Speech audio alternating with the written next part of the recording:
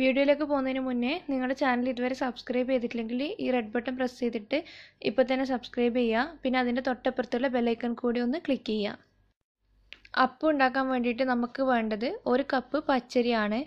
അതൊരു ബൗളിലേക്ക് ആഡ് ചെയ്ത് കൊടുക്കുക. പിന്നെ വേണ്ടത് 1/3 കപ്പ് ഉഴുന്നാണ്. ഞാനിപ്പോൾ എടുത്തിട്ടുള്ളത് സ്പ്ലിറ്റ് ഉഴുന്നാണ്. ഏത് ഉഴുന്നാലും പ്രശ്നമില്ല. അതും കൂടി ആഡ് ചെയ്തിട്ട് നമുക്ക് നല്ലതുപോലെ കഴുകി വൃത്തിയാക്കി എടുക്കണം. കഴുകി വൃത്തിയാക്കി വെച്ചിട്ടുണ്ട്. നമുക്ക് അതിലേക്ക് കുറച്ചധികം വെള്ളം ചേർത്തിട്ട് കുതിർത്ത് വെക്കണം. ഒരു 4-5 മണിക്കൂർ നമുക്ക് കുതിർത്ത് വെക്കാം. 5 മണിക്കൂർ കഴിഞ്ഞിട്ടുണ്ട്. നമ്മുടെ അരിയും ഉഴുന്നും നല്ലതുപോലെ സോക്കായി കിട്ടിയിട്ടുണ്ട്. ഇനി നമുക്ക് നമ്മുടെ ദോശമാവൊക്കെ അരക്കുന്ന മിക്സിയുടെ ജാറിലേക്ക് മാറ്റാം. ഇതിലേക്ക് 4 ടേബിൾ സ്പൂൺ വേവിച്ച് വെച്ച ചോറ് ചേർത്ത് കൊടുക്കണം. നല്ല വൈറ്റ് കളറുള്ള ചോറിനെ ചേർത്താൽ അപ്പത്തിന് നല്ല കളർ ഉണ്ടാവും.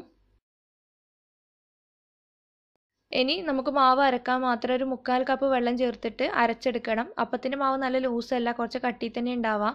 അതുകൊണ്ടൊരു 3/4 കപ്പ് വെള്ളം മതി. ഞാൻ ഇതൊന്ന് അരച്ചെടുത്തിട്ട് കാണിച്ചു തരാം. അരഞ്ഞ് കിട്ടിയിട്ടുണ്ട്. ഇനി നമുക്ക് ഇതിലേക്ക് ഒരു 1.5 ടേബിൾ സ്പൂൺ പഞ്ചസാര ചേർത്ത് കൊടുക്കുക. എന്നിട്ട് ഒന്നും കൂടി മിക്സിയിൽ കറക്കി എടുത്തിട്ട് ഫെർമെൻറ്റ് ചെയ്യാനുള്ള പാത്രത്തിലേക്ക് മാറ്റാം.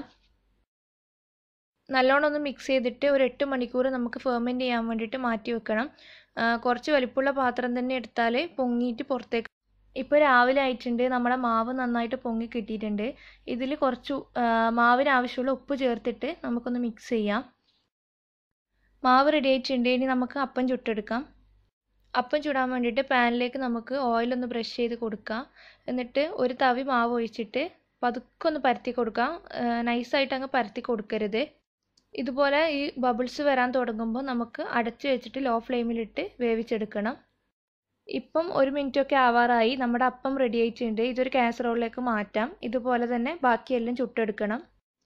എണ്ണ തടവുമ്പോൾ ഹൈ ഫ്ലെയിമിൽ തന്നെ ഇട്ട് കൊടുക്കുക. പിന്നെ മാവ് ഒഴിച്ച് ഈ ബബിൾസ് വരാൻ തുടങ്ങുമ്പം അടച്ചു വെച്ചിട്ട് ലോ ഫ്ലെയിമിലേക്ക് മാറ്റിയിട്ട് വേവിച്ചെടുക്കണം. 1 മിനിറ്റൊക്കെ കഴിയുമ്പം ഇതിൻ്റെ മുകൾ ഭാഗമൊക്കെ ആറി നന്നായിട്ട് വെന്ത് കിട്ടിയിട്ടുണ്ടാവും. ആ സമയത്ത് നമുക്കിത് എടുത്ത് മാറ്റാം. നമ്മുടെ സോഫ്റ്റ് ആയിട്ടുള്ള വെള്ളയപ്പം ഇവിടെ റെഡി ആയിട്ടുണ്ട്.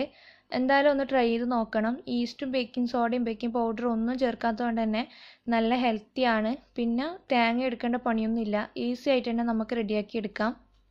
മുട്ട വെച്ചിട്ടുള്ള കറിയുടെ കൂടെയും പിന്നെ വെജിറ്റബിൾ കുറുമൻ്റെ കൂടെയൊക്കെ നല്ലൊരു കോമ്പിനേഷനാണ്. എന്തായാലും ഫീഡ്ബാക്ക് താഴെ കമൻറ്റ് ബോക്സിൽ പറയാം. പിന്നെ വീഡിയോ ഇഷ്ടപ്പെട്ടാൽ ഷെയർ ചെയ്യാനും ലൈക്ക് ചെയ്യാനും മറക്കരുത്. പിന്നെ സബ്സ്ക്രൈബ് ചെയ്യാത്തവരാണെങ്കിൽ ഒന്ന് സബ്സ്ക്രൈബ് ചെയ്യാം. Thank you.